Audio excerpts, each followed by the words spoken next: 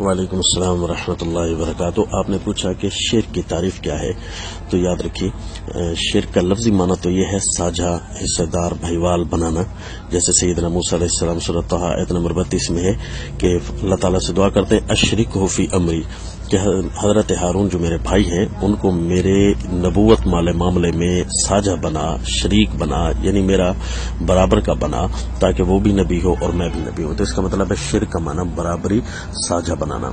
اور اصطلاح شرع میں شرک کی تعریف یہ ہوئی کہ اللہ کی ذات میں، اللہ کی صفات میں یا ذات و صفات کے تقاضوں میں کسی کو بھی شریک کرنا شرک کہلاتا ہے۔ تو یوں توحید کی تعریف بھی سمجھ آگئی کہ توحید کیسے کہتے ہیں، اللہ کو ذات میں، اللہ کو صفات میں اور ذات و صفات کے تقاضوں میں اسے اکیلا سمجھنا، جاننا، ماننا، یہ توحید کہلاتا ہے۔ اللہ تعالیٰ کی ذات میں، یعنی اللہ کی ذات جیسا کوئی دوسرا حصہ بنا ڈالا جائے، جس طرح عیسائی لوگ کہتے تھے کہ ان اللہ ثالث ثلاثہ، کہ اللہ جو ہے تیسرا حصہ ہے، تین مل کر ایک خدا بنتے ہیں، یا کہتے تھے کہ ان اللہ هو المسیح ابن مریم، سورۃ المائدہ آیت نمبر 17 میں، کہ اللہ وہی حضرت عیسیٰ بیٹے مریم کے جو ہیں وہی اللہ ہے، تو اللہ جیسا دوسرا بنا لیا، تو یہ شرک ہوا، یہ مشرک ہوئے، یعنی یہ جو عیسائی لوگ تھے۔ اسی طرح آپ کو بعض اوقات یہ الفاظ سننے کو ملتے ہوں گے کہ نور وحدت کا ٹکڑا ہمارا نبی، یعنی اللہ تعالیٰ کا جو نور ہے، اللہ کی ذات ہے، اس کے چند ٹکڑے کر دیے جائیں اور ایک ٹکڑا ہمارا نبی کی صورت میں وجود میں آیا، تو یہ اللہ تعالیٰ کی ذات کے حصے بنا دیے گئے، ٹکڑے بنا دیے گئے۔ یہ یوں کہہ دیا جائے کہ نورم من نور اللہ، کہ آپ صلی اللہ علیہ وسلم اللہ کے نور میں سے ایک نور ہیں، اللہ کی ذات کا گویا حصہ ہو گئے۔ تو یہ قرآن پاک کے اندر اللہ شکوہ کرتے ہیں مشرکین کا کہ سورہ زخرف آیت نمبر 15 میں کہ وَجَعَلُوا لَهُ مِنْ عِبَادِهِ جُزْءًا، کہ اللہ کے بندوں کو اللہ کے لیے وہ ٹکڑے بنا دیتے ہیں۔ تو یہ اللہ کی ذات میں شرک ہوا، یعنی اللہ کی ذات جیسا دوسرا فرض کر لینا، اللہ کی ذات کا حصہ بنا ڈالنا۔ اور اسی طرح جس حضرت موسیٰ علیہ السلام کے قوم بنی اسرائیل، انہوں نے ثم اتخذوا العجل من بعده وانتم ظالمون، سورہ البقرہ آیت نمبر 51 میں ہے کہ انہوں نے اللہ تعالیٰ کی ذات کے ساتھ ایک اور الہ تجویز کر لیا تھا، بچھڑے کو معبود بنا لیا تھا۔ تو یہ اللہ کی ذات جیسا دوسرا بنا لینا، یہ ذات کے اندر شرک ہوا۔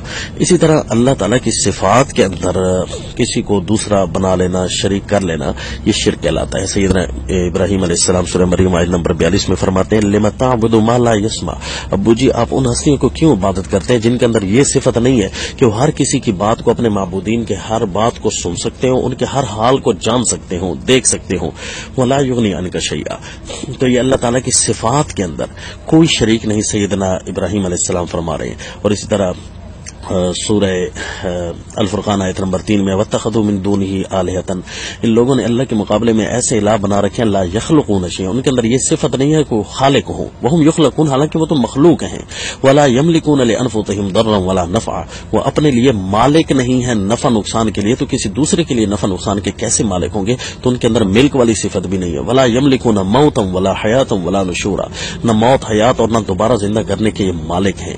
تو یہ اللہ تعالیٰ کی ذات کے اندر جو صفات ہیں، ان صفات میں اللہ کا کوئی شریک نہیں۔ یہی مضمون سورہ نحل آیت نمبر 20 میں بھی ہے۔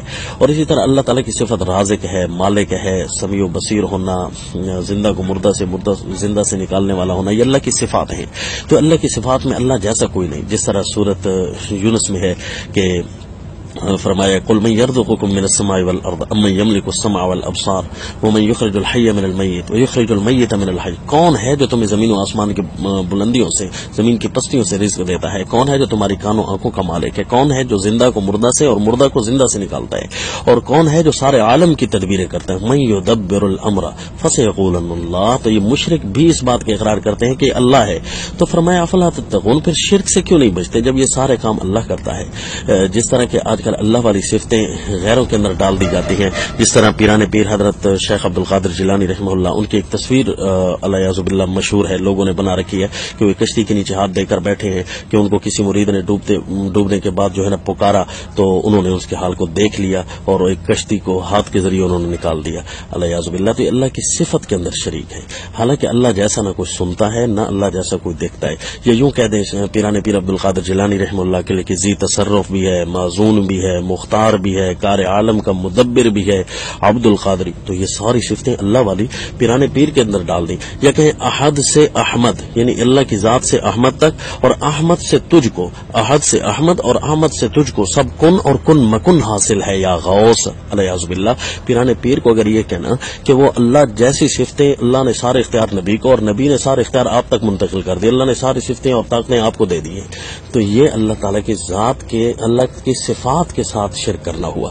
جبکہ اللہ تعالیٰ تو فرماتے ہیں سورہ فاتر آیت نمبر 13 میں ما یملکون من قطمیر، وہ تو ایک کھجور کے اوپر، کھجور کی جو گٹھلی ہوتی ہے اس کے اوپر جو پلاسٹک نما چھلکا ہوتا ہے وہ اس کے بھی مالک نہیں. تم کیسے کہہ رہے ہو کہ ساری طاقتوں والے ہیں؟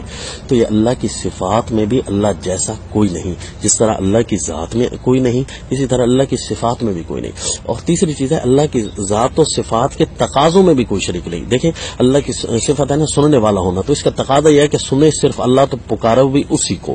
تو جس طرح امام الانبیاء صلی اللہ علیہ وسلم فرماتے سورہ جن آیت نمبر 20 میں قل انما ادعو ربی ولا اشرک به احدا، میں اپنے رب ہی سے دعائیں کرتا ہوں، اسی ہی کو پکارتا ہوں، اس کے ساتھ کسی کو شریک نہیں کرتا. یہ تو یہ ذات و صفات کے تقاضوں میں شریک نہ کرنا ہوا. اور اسی طرح سورہ رعد آیت نمبر 36 میں قل انما امرت ان اعبد اللہ ولا اشرک به، قل میرے پیغمبر اعلان فرما دیجئے مجھے تو اللہ نے، اللہ کی طرف سے حکم دیا گیا ہے کہ میں اللہ ہی کی عبادت کروں، پکار کروں، اس کے ساتھ کسی کو بھی شریک نہ کروں. تو صفت کا تقاضا ہے کہ جب سننے والا اللہ ہے تو پکارو بھی اسی کو، جب رزق اسی کے پاس ہے تو مانگو بھی اسی سے. یہ تقاضا ہے اسی کا. جس طرح سورہ نحل آیت نمبر 73 میں وَيَعْبُدُونَ مِن دُونِ اللَّهِ مَا لَا يَمْلِكُ لَهُمْ رِزْقًا مِنَ السَّمَاوَاتِ وَالْأَرْضِ، یہ اللہ کے مقابلے میں ایسوں سے دعائیں کرتے ہیں، عبادتیں ان کی کرتے ہیں جو رزق کے مالک نہیں، ما لا یملک لہم.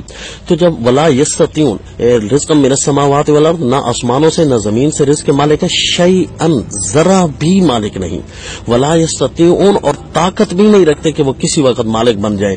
تو یہ جب مالک نہیں ہے تو ان سے تم کیسے لیتے ہو رزق کے لیے دعائیں، ان سے کیسے کرتے ہو؟ سورہ بنی اسرائیل آیت نمبر 56 میں ہے کہ یہ ان ہستیوں کو، ان اللہ کے بندوں کو پکارتے ہیں کہ قل ادعوا الذین زعمتم من دونی فلا یملکون کشف الضر عنکم ولا تحویلا. قل میرے پیغمبر فرما دیجئے پکار کر دکھاؤ ان ہستیوں کو جن کو تم نے اللہ کے مقابلے میں الہ بنا رکھا ہے، وہ تو تکلیف ہٹانے کے مالک ہی نہیں ہے تم سے، اور اگر آنے والی ہو تو ایک طرف بھی اسے نہیں کر سکتے. ولا تحویلا، یہ کون لوگ ہیں؟ یہ بت نہیں ہے، لوگوں نے اللہ کے بندوں کو اللہ کا شریک بنایا تھا.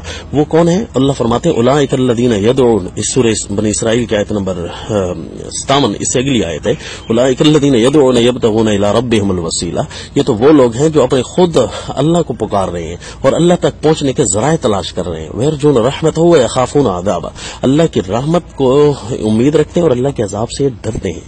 تو یہ ثابت ہوا یہ بندے ہیں نا، بت نہیں ہے. لوگوں نے اللہ کے بندوں کو اللہ کی ذات و صفات کے تقاضوں میں شریک کیا ہے، تو ان کو بھی اللہ تعالیٰ نے مشرکین میں شامل کیا. اللہ فرماتے ہیں ان الذین تدعون من دون اللہ عباد امثالکم، سورہ الاعراف آیت نمبر 194، جن کو تم پکارتے ہو وہ تم جیسے بندے ہیں محتاج، تم حاجت روا نہیں ہو تو وہ بھی تو حاجت روا نہیں تھے. اسی طرح سورہ یونس آیت نمبر 28 میں ہے کہ جب اللہ تعالیٰ سارے مشرکین کو جمع کریں گے تو اللہ ان کے الہوں کو بھی بلائیں گے. یوم نحشرهم جميعا ثم نقول الذین اشرکوا انتم مکانکم، اللہ مشرکین سے فرمائیں گے یہاں ٹھہرو، اور فضی اللہ بینہم، ان کے شرکاء کو بلا کر ان کے درمیان جھگڑا ڈال دیں گے. ہاں بتاؤ بھائی، انہوں نے کہا تھا ان کو ہم نے پکارا ہے اور تمہیں پکارا تھا انہوں نے، تو وہ کہیں گے اللہ انہوں نے تو ہمیں نہیں پکارا تھا. وہ کہیں گے کہ نہیں ہم نے ان کو پکارا تھا. فضی اللہ بینہم وقال شرکاؤہم ما کنتم ایانا تعبدون، تم نے تو ہماری باتیں کی نہیں، حالانکہ مشرکین کہہ رہے ہوں گے ہم نے کی ہیں. تو اس سے اگلی آیت میں ہے فکفا باللہ شہیدا، وہ نیک لوگ کہیں گے پھر اللہ ہمارے اور تمہارے درمیان گواہ کافی ہے کہ جو ہے نا ان کننا عن عبادتکم لغافلین، ہم تو تمہاری پکاروں سے بالکل بے خبر تھے، ہمیں کسی کے آنے جانے کا کسی قسم، غافلین اسی کہتے ہیں نا کسی قسم کا کوئی پتہ نہ ہو.